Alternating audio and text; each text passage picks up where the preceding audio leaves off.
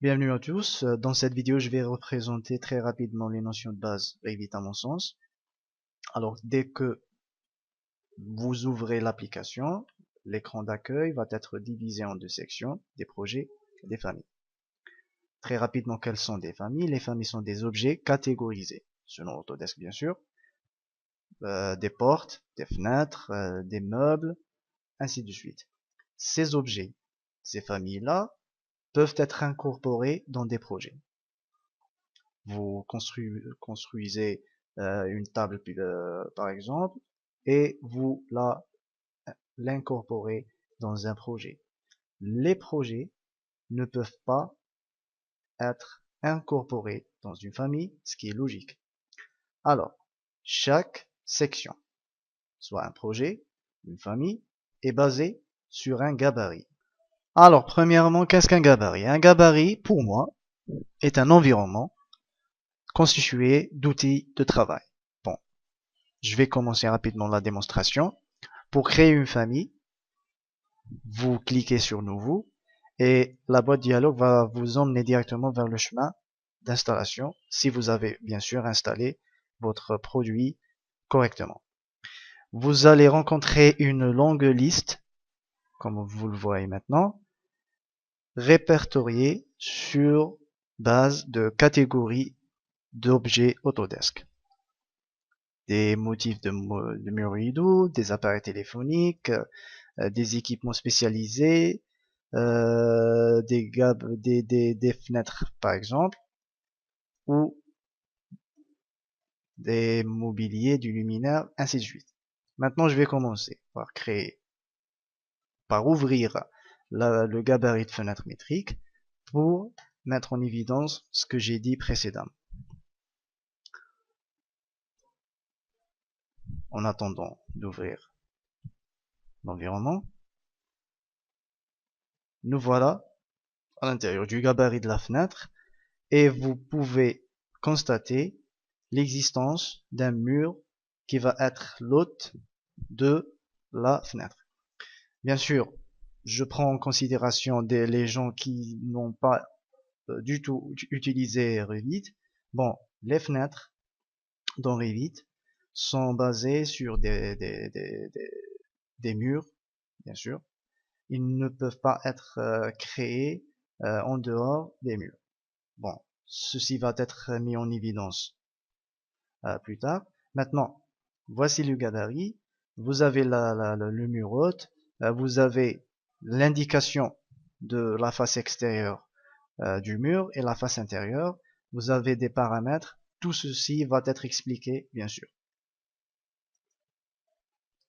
Pour un gabarit de projet, vous allez constater plusieurs gabarits, les gabarits de construction, gabarits architectural, de structure, du génie climatique.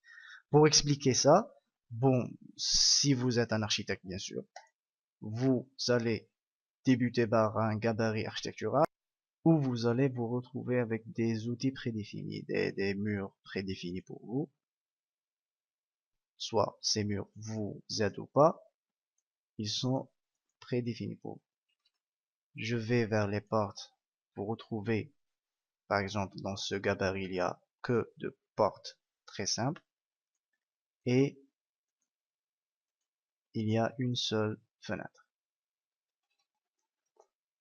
Maintenant, si vous voulez que vous créez un gabarit qui va être doté d'outils que vous utilisez très souvent, vous créez vos murs, les fenêtres que vous voulez, vous chargez les fenêtres que vous voulez, bien sûr, comme ceci, et lorsque vous finissez l'établissement des composantes, bien sûr, si vous voulez autrement faire d'autres choses, par exemple les styles de ligne, les épaisseurs de ligne, vous personnalisez les épaisseurs de ligne dans chaque échelle de représentation, et vous finissez le travail, puis vous allez vers le bouton R et vous enregistrez votre projet sous gabarit.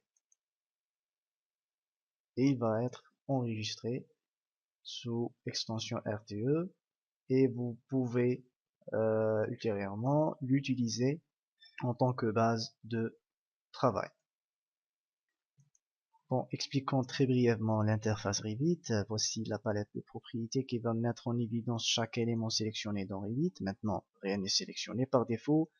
On voit les paramètres de la vue ouverte, qui est un plan niveau 0, plan d'étage.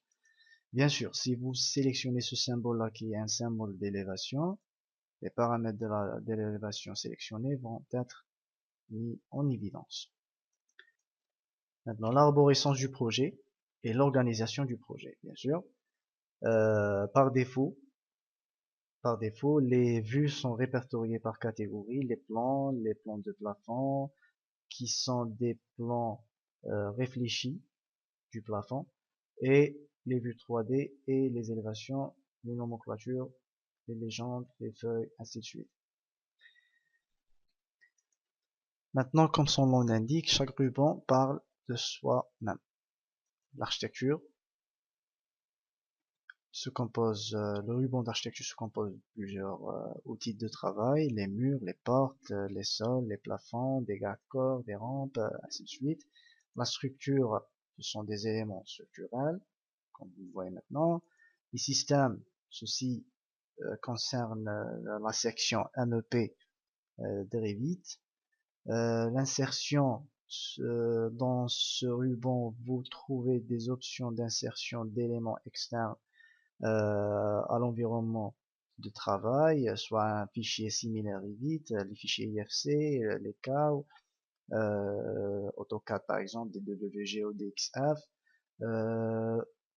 soit une liaison, soit une importation, et le chargement de famille dans Revit. Maintenant, le ruban à annoter concerne la partie annotation du projet, les éléments 2D essentiellement, l'analyse des analyses structurelles ou énergétiques, le volume et site est très vaste et on va expliquer ça en détail. Dans ce ruban, vous pouvez créer une surface topographique grâce à cet outil-là. Le ruban collaboré est très essentiel dans l'intervention de plusieurs disciplines dans le projet. Vous pouvez dans ce ruban collaborer avec les autres disciplines et déterminer les interférences par exemple entre différents réseaux MAP. Le ruban vue concerne la partie plan d'étage, plan de plafond et élévation. Le ruban géré concerne la partie paramètres de projet, paramètres MEP et plusieurs autres paramètres supplémentaires comme les styles de ligne, les épaisseurs de ligne et les éléments 2D pointe de flèche, l'emplacement du projet, les coordonnées, ainsi de suite, la gestion des avertissements qui est très essentiel dans Revit. Les compléments vont, le ruban complément va montrer les add-ins que vous ajoutez à Revit et le ruban modifié comprend les outils de modification Revit. Ceci est une visite très rapide dans le ruban. Et je vais mettre fin à cette vidéo. Je vous remercie pour votre attention et à plus tard, Inch'Allah.